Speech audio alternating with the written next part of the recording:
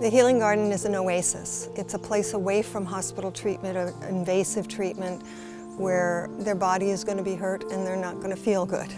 It's the client's opportunity to have a voice and a say in their treatment. The Healing Garden provides adjunct cancer care. The medical facilities provide the medical treatment for the disease, and we combine with that team to create the additional support that every cancer patient needs. I knew emotionally that I needed to have some support and help outside of my family and friends who have been wonderful, but I needed more. I needed to be able to meet other people that might be sort of paddling the same canoe that I am. And so I was welcomed into the Healing Garden, and I came here, and from the first moment that I walked through the door, I felt something. I felt that it almost restored me with some sense of me.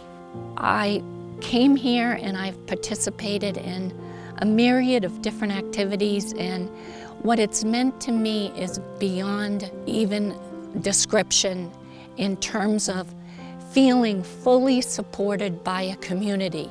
The Healing Garden is extraordinarily lucky to have a whole host of therapists, 35 therapists, who have specialties in everything from acupuncture, oncology massage, lymphatic drainage. They teach journaling classes and expressive arts classes and sound therapy, all really vitally important therapeutic activities that help our clients learn how to process what is difficult for them and learn new coping skills. They're wonderful, they're compassionate, they love this population, they gift of their heart to these clients that they get into relationships with, and it's really wonderful to see. For a guy who's really independent, this has been a really hard adjustment. And I think coming to the Healing Garden, having massages, being out in the gardens and just meditating or being in the woods is something that I think will be very helpful. So most of cancer care is in the ambulatory setting for the medical providers. Patients go there, they receive their treatment, and then they go home. And a lot of what happens to them is happening when they're not with the medical team.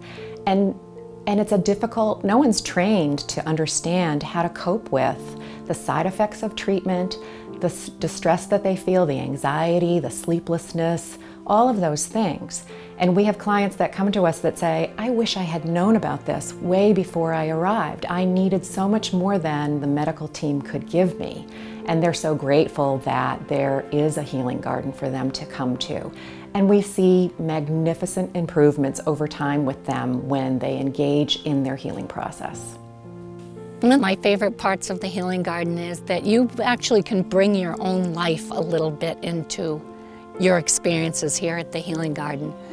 So my mother, my late 80s mother, has been here to a painting class at the Healing Garden. My sister has enjoyed some of the things that are open to the community at the Healing Garden with me. You know, my caretakers get to be part of the experience here too. And I can tell you, they get a lot out of it as well. We have support groups that are offered at the various stages in the journey of cancer.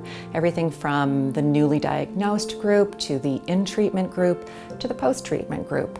And then we also have a couple of groups that have advanced